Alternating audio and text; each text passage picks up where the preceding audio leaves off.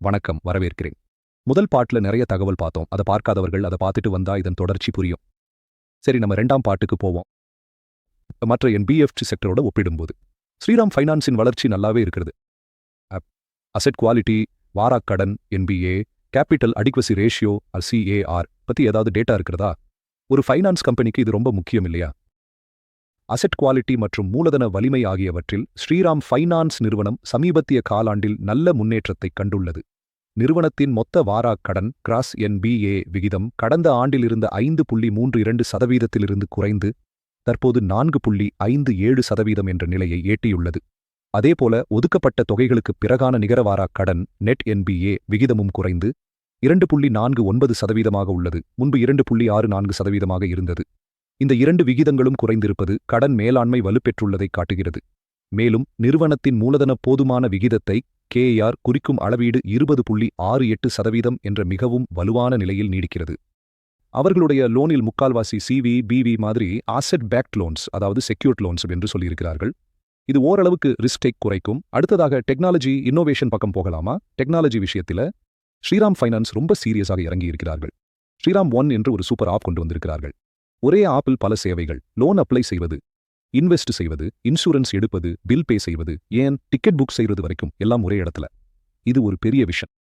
இது எந்த அளவுக்கு யூசேஜில் இருக்கிறது? குறிப்பாக அவர்கள் டார்கெட் செய்கிற கிராமப்புற கஸ்டமர்கள் மத்தியில் டேட்டா என்ன சொல்கிறது என்றால் டிஜிட்டல் அடாப்ஷன் நன்றாகவே இருக்கிறது. அவர்களுடைய கஸ்டமர்களில் 34% டிஜிட்டலில் கனெக்ட் ஆகியிருக்கிறார்கள். அதில் 85% பேர் ஆன்லைனில் ஏதாவது ஒரு டிரான்சாக்ஷன் செய்திருக்கிறார்கள். அது மட்டும் இல்லாமல் loan approval, risk assessment, customer service, இதுக்கெல்லாம் artificial intelligence AI, machine learning ML இதையெல்லாம் நிறைய பயன்படுத்துகிறார்கள். எம்ஏல் பயன்படுத்துகிறார்கள். அப்போ டெக்னாலஜி பார்ட்னர்ஷிப்ஸ் எல்லாம் எப்படி இருக்குது? நிறைய முக்கியமான பார்ட்னர்ஷிப்ஸை வச்சிருக்கிறார்கள். பேடிஎம் கூட சேர்ந்து எம்பெடட் ஃபைனான்ஸ் செய்கிறாங்க. நெட்கோர் கிளவுட் என்று ஒரு கம்பெனி கூட சேர்ந்து கஸ்டமர் என்கேஜ்மெண்ட் செய்கிறார்கள். இது மூலமாக ROI 81 மடங்கு அதிகமாகியாச்சு. கஸ்டமர் அக்விசிஷன் காஸ்ட் 15% குறைந்தது என்று சொல்கிறார்கள். சமீபத்தில் அவர்கள் குரூப்பில் இருந்த 3 கம்பெனியை ஒன்றாக மெர்ஜர் ஒரு பெரிய ஸ்ட்ராங்கான ஒரே என்பிஎஃப்சியை உருவாக்கியிருக்கிறது. கேபிட்டலை எப்படி மேனேஜ் செய்கிறார்கள்? கேபிட்டல் விஷயத்தில் ரொம்ப கவனமாக இருக்கிறார்கள்.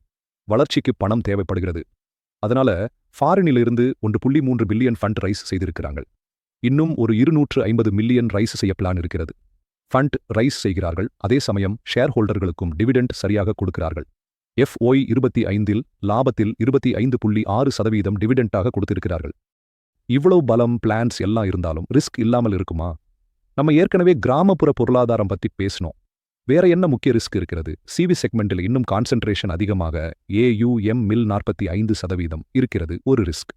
அந்த செக்டர்ல ஏதாவது ஸ்லோ டவுன் வந்தால் இம்பாக்ட் அதிகமாக இருக்கும். கிராமப்புற பொருளாதாரம், பருவமழை மேல் இருக்கிற சார்பு, அது ஒரு சிஸ்டமிக் ரிஸ்க். அப்புறம் அந்த RBI ஃபைன்ஸ் சிறியதாக இருந்தாலும் அது மாதிரி விஷயங்கள் தொடர்ந்தால் ரெப்புடேஷன் பாதிக்கலாம். சரி, இவ்வளவு தகவல்களையும் ஒன்றாக சேர்த்து பார்த்தால் உங்களுக்கு என்ன தோணுகிறது? ஸ்ரீராம் ஃபைனான்ஸ் பற்றி ஒரு ஃபைனல் சம்மரி என்னவாக இருக்கும்?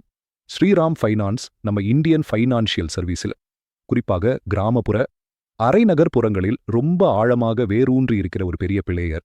யூஸ்டு சிவி ஃபைனான்ஸில் இவங்களை அடிச்சுக்க ஆள் இல்லை, அதில் அவர்கள் ராஜா. சரி, கடைசியாக நீங்கள் யோசித்து பார்க்க ஒரு கேள்வி. நாம் இந்த ஸ்ரீராம் ஒன் சூப்பர் ஆப் பற்றியும் அவர்களுடைய பெரிய யூனிக்கான கஸ்டமர் டேட்டாபேஸ் பற்றியும் பேசினோம். கோடிக்கணக்கில் கஸ்டமர்கள் இருக்கிறாங்க. அதுவும் பெரும்பாலும் பேங்க் சேவை சரியாக கிடைக்காதவர்கள். ஆமா, ஸ்ரீராம் இந்த பிளாட்ஃபார்மையும் இந்த டேட்டாவையும் வைத்து வெறும் லோன் மட்டும் கொடுக்காமல் பேமெண்ட்ஸ், இன்சூரன்ஸ், மியூச்சுவல் ஃபண்ட், இன்வெஸ்ட்மெண்ட்ஸ்னு எல்லா நிதி சேவைகளையும் ஒரே இடத்துல கொடுக்கிற ஒரு முழுமையான ஃபைனான்ஷியல் ஈகோசிஸ்டமாக, ஒரு நிதி சூழல் அமைப்பாக மாற முடியுமா?